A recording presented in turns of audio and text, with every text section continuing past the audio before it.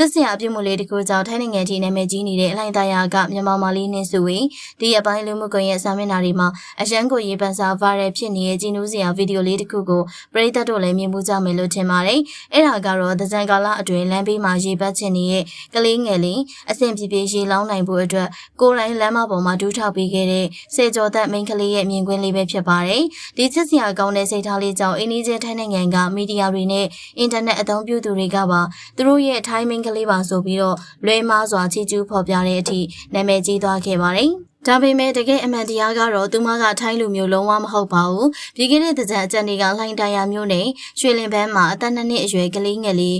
မေသဇင်အောင်ကိုစေတနာတန်တန်နဲ့ဒူးထောက်ရေးအပတ်ခံခဲ့တဲ့မြန်မာကျောင်းသူလေးနှင်းစုဝီမွန်ပြည်နယ်ကျိုက်ထုံမြို့နယ်ကင်းချောင်းရွာစာတိသားဖြစ်ပါတယ်။အန်အောဖို့အကောင်းဆုံးအချက်ကတော့သူမကလက်ရှိချိန်ထိဖုန်းမသုံးနေတဲ့အရွယ်ဖြစ်နေရကြောင်းတကယ်ပါလုံးကသူ့ကိုချီးကျူးနေကြတယ်ဆိုတာကိုတောင်ကိုယ်တိုင်မသိရှာသေးရပါဘူး။ဘာကုန်းမှမျောလင်းချက်မထားပဲငယ်သူကိုငှဲ့ညာတတ်တဲ့သူမရဲ့ဖြစ်စဉ်နဲ့ဂယုဏစိတ်လေးကမြန်မာတို့ရဲ့ချစ်စရာယဉ်ကျေးမှုကိုကဘာကပါသိအောင်စွမ်းဆောင်နိုင်ခဲ့ရပါ။စာနာစိတ်ဆိုတာဘာသာစကားမလို့ပဲအားလုံးကိုနားလည်စေနိုင်တဲ့အလှတရားတစ်ခုဆိုတာကိုဒီမြန်မာမလေးကသက်သေပြသွားပါပြီ။ပရိသတ်ကြီးနေနဲ့ရောဒီညီမလေးရဲ့လုပ်ရက်ပေါ်မှာဘယ်လိုမြင်လဲဆိုတာ comment မှာဝေမျှခဲ့ပါဦးရှင်။